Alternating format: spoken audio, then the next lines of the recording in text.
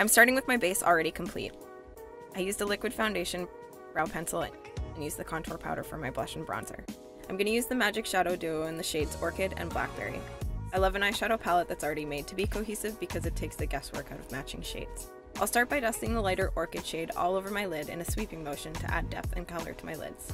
Now I'll go in with Blackberry in the outer corner to create a small V shape and blend that into my crease. I'll also use a small amount of this color under my lids for a little added daytime drama.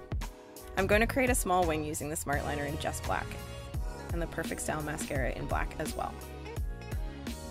I'm now going in with the Daily Highlighter. It's a beautiful champagne-y color that works really well on a lot of skin tones. I'm going to add that to some of the high points on my face to add a soft glow, like the top of my cheekbones and my cupid's bow.